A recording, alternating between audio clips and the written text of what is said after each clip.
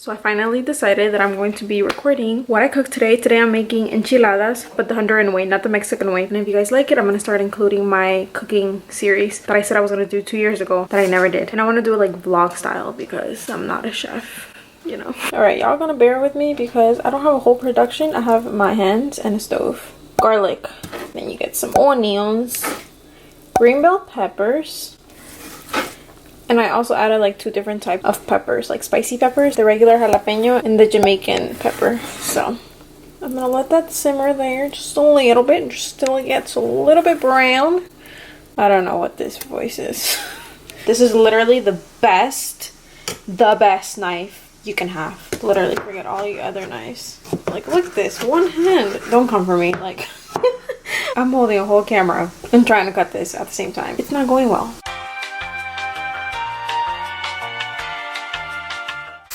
So I'm just letting it kind of get golden, and then once it gets golden, oh, I could smell that. I wish you guys can smell this through the camera. It smells so good.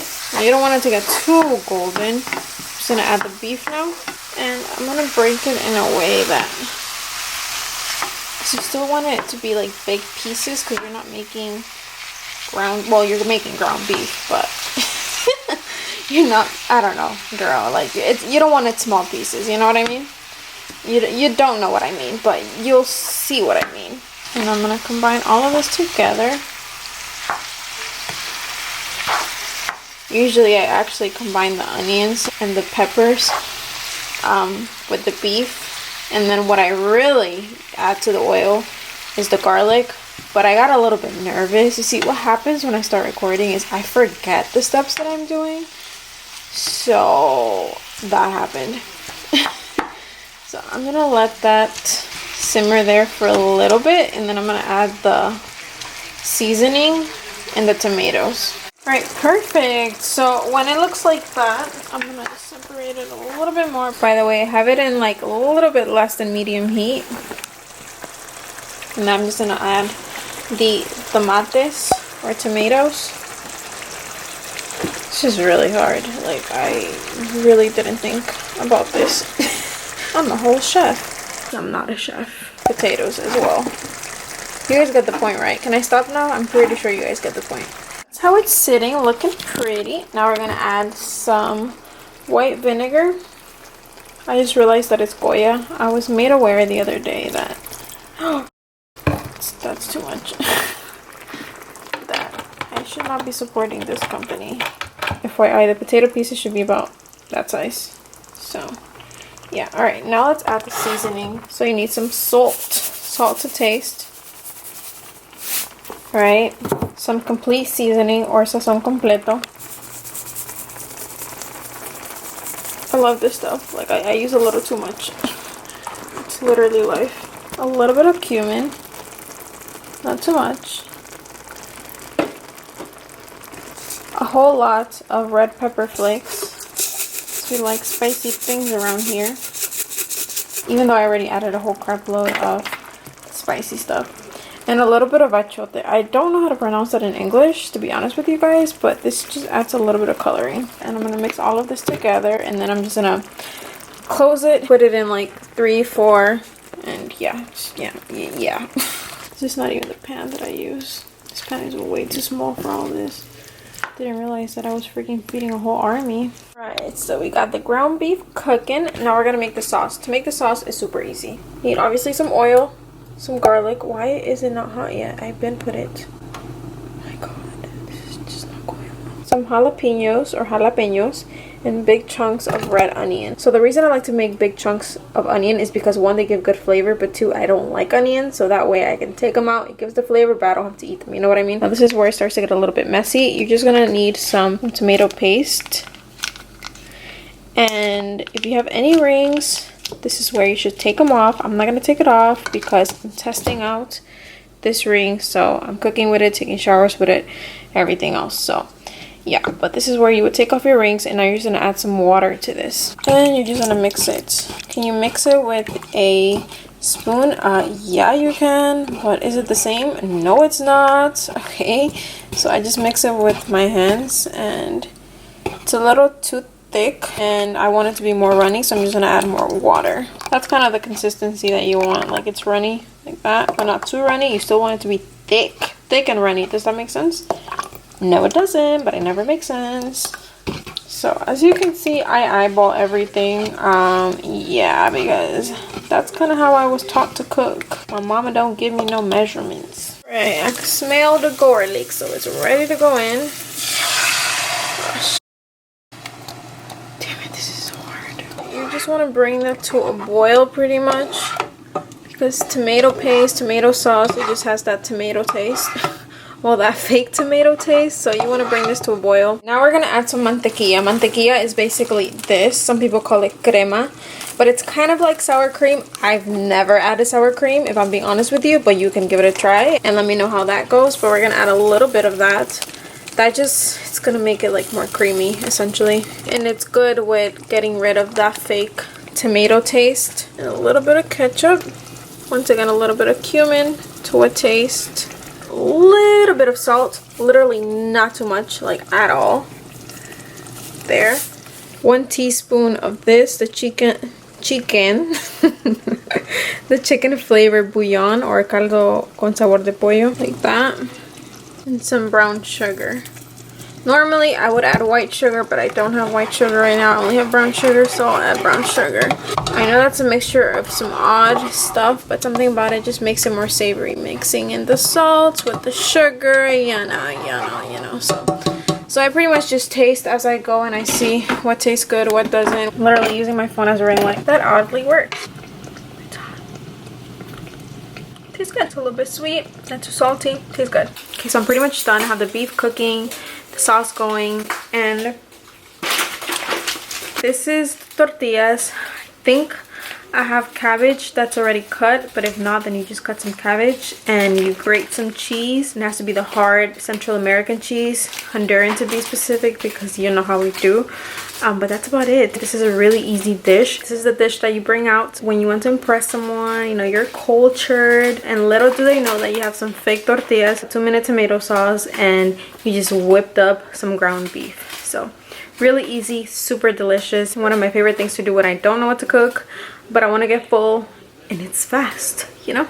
Tell me that doesn't look delicious. And I'm gonna add a little bit of lettuce. Normally this goes with cabbage on top, but honestly I just want to be healthy, so I'm kidding, I just didn't have enough cabbage. But it's good, it's all right. I've had it before with lettuce, it's all good. And a little bit of that sauce on top. I should probably try to actually make it look pretty so I could take a cute thumbnail picture. I'm so wretched. There you go, I'm a whole chef. And some hot sauce on top, because obviously it wasn't spicy enough. Bam! Just in case you guys were interested, this is the hot sauce that I use. And this is the hard cheese. Just any hard cheese works fine as long as it's from Central America. So impressive, so cultured. I literally told myself that I was gonna stop, but look what I'm watching. First of all, let's look at my tabs real quick just to give you guys a sneak peek of what I'm looking at right now. Look at that, do you see that? Yeah. So that's my favorite show at the moment. I love it, highly recommend. 10 out of 10, 11 out of 10, 28 out of 10. You do realize you're saying this in front of a police officer. I'm so sorry. A little respect. Can I try on your uniform? No. This uniform is for official police business. Okay, good, man. You got a code Jewish. You're under arrest.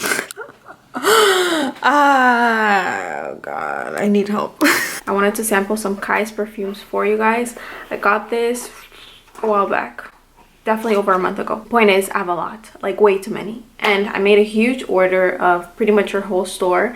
And she was super kind and she added even more on top of that. So I have so many that I figured that in these vlogs, I'm going to be sampling 2 to 3 of each every vlog. And if you guys are not familiar with Kyse or Kyse, I forgot how you pronounce it, but I'll put it on screen. It's an indie brand owned by Terry Bozo. She's super sweet, super kind. And we were talking through email and she's super chill. For a while, I've been looking for a really good, sticky, gooey, realistic marshmallow scent. And I came across Kyse a couple of months ago, and every time I would mention in my videos that I was looking for that sticky gooey marshmallow, there was always one comment saying check out Kyse. I was like, you know what, I'm gonna check out Kyse. I knew about them for a while. Let me give it a chance, whatever. And also for a while, I was looking for that rich, like meaty coconut. And I was like, you know what? I'm buying all these perfumes, having fails. Let me go to the direct source, which is Kyse, which actually make full-on gourmand perfumes. And when I say gourmands, I mean these are realistic, foodie gourmands. Point is, I got my order, and I feel like some of them weren't fully cooked. So I kind of just let them sit there and macerate. And others were on the animalic side, and others were on the really foodie side, which made me realize that maybe I wasn't looking for that foodie coconut all along. And it made me realize that I personally don't really like full-on gourmands, like foodie edible gourmands. And then I looked at my collection and I was like, okay, I kind of actually lean towards more the oriental florals, the oriental vanillas, or the perfumes that have that perfumey quality about them. So with that being said, I do want to give them their fair shot. And there were 2 to 3 that I felt were done cooking. So like I said, throughout these vlogs, I'll be testing out 2 to 3. And once I finally tested them all out, I'll do a full-on review on the House of Kyse, because I think that she deserves it, right? So the first one that I'm going to be sampling is the Douceur Brulee. And this fragrance features lemon, caramel, butter, coconut milk, beeswax, oak moss, ambroxan, and musk. I think this is the one that I like the most out of all of them. That was like foodie, but it also still had that, like it was wearable for me, you know what I mean? This one actually got richer, and it does remind me of a brulee, but it has this lemony quality to it. So this is, okay, that's strong. By the way, they're all made with raw materials, but they just smelled stinky. So I was like, okay, I want to give them their fair shot. I don't want to come on camera and do a first impression. So these are the ones that I pretty much have tested it out, except for one of them. This is one of those perfumes that is more like for pleasure reasons, more comforting, more cozy, rather than wearing out. But I mean, whatever, you do what you want to do, right? So this to me does smell like a lemon brulee, but there's this texture to this that it smells like a little bit burnt, like burnt caramel, or the top part of the brulee when the fire is going and it's like a little bit crispy. It has that texture to it, so it's pretty good. I think out of all of them, starting on a good note, this is the one that I like the most, and this is the one that I tested out when I first got. So you guys can see I did use it up a little bit. You do not need too much. 1 and 2 and you're good to go, because if not, you're gonna like walk around smelling like full-on food. I'll put it on screen for how long I've been letting them sit, because it's been a while. That was the one that I liked the most out of all of them. And even that one, it had a stinky quality when I first opened them. Like it smelled like raw. All right, so the next one that I was super excited to get was the Cocco alla Vaniglia, which is obviously coconut and vanilla, but let me see if there's other notes in here. All right, so the notes on this one are coconut, vanilla bean, tonka bean, and whipped cream. Now let me see how it smells now, because I remember that I was not the biggest fan of this one. When I first got this one, I was like, this smells too realistic. And that's what made me realize that I'm not into full-on foodie gourmands.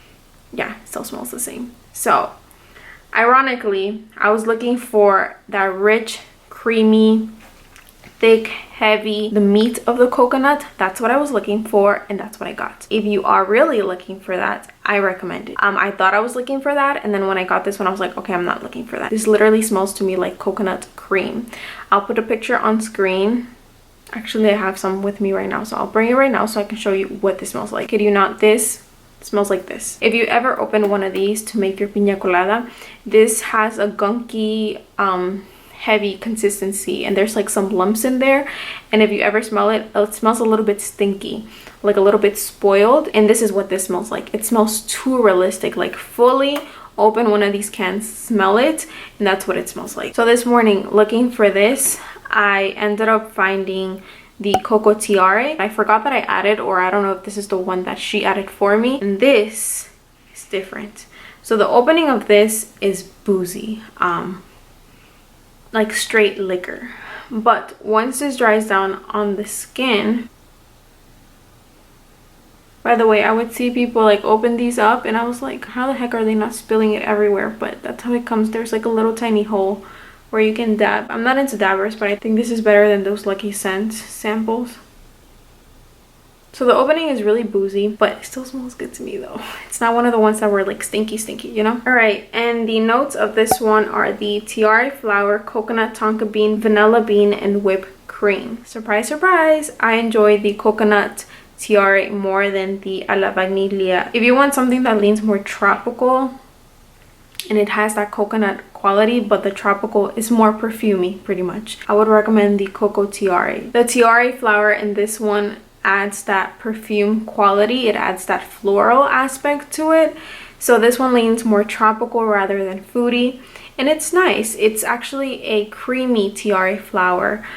So the coconut in here just adds that creamy quality, and it's not like a full-on coconut. I can't say that I'm smelling coconut, but you get that creamy aspect to it. But if you want that coconut, that rich coconut, then Cocco alla Vaniglia. The opening, it's boozy, but it reminds me kind of like chocolate, like a chocolate coconut. So in a summary, the ones that I would purchase would be the Douceur Brulee, because it smells like a lemon brulee, and then this one because it leans like tropical, more perfumey, but it's not synthetic. It still smells realistic and raw, kind of like Serge Lutens Un Bois Vanille, where that perfume to me leans like organic, more natural, but it still has that perfume quality where I don't feel uncomfortable wearing around people. Whereas this, to me, I would personally feel uncomfortable. Like, it leans too foodie, literally walking around like smelling like a can of coconut.